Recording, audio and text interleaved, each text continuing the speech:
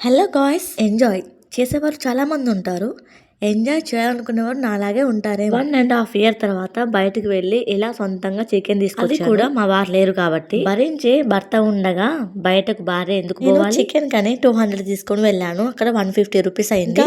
50 rupees నా hand bag లో పెట్టుకున్నాను. వచ్చిందంటే చాలు రూపాయి పోగు చేసుకోవాలి. ఆలస్యంగా లేచినా కూడా పొద్దాక పని చేస్తాను. సాయంత్రం సమయంలో కాస్త విశ్రాంతి తీసుకుంటాను. అంటే ఉదయం 7 to 3 PM వరకు కొంచెం 3 PM టు పడుకునే వరకు అంత పనేం ఉండదు. రెస్ట్ లో కోల్డ్ కఫం ఉందని చెప్పాను కదా, వారికి అయితే ఆవిరి పెట్టాలి. 3 times పెట్టాలి. సండే అంటే హాలిడే, బయటికి వెళ్ళాలి, పార్క్ కు వెళ్ళాలని కోరుకుంటారు. మా చిన్న ఫ్యామిలీకి అదే ఎంజాయ్మెంట్. చాలా మంది పేరెంట్స్ పిల్లల్ని తీసుకుని బయటికి వెళ్ళి కొద్దిసేపు వాళ్ళతో టైం స్పెండ్ చేస్తారు. మేము అలాగే అనుకుంటాం, ఈ సండే వెళ్దాము, ఆ సండే అనుకోవడమే, వెళ్ళడం అంటూ ఉండదు. ఇంకా పిల్లలు పడుకుంటే నాకు వయసు గుర్తొస్తుంది. ఎందుకంటే పాలమీగడ దొంగతనంగా తినేదాన్ని.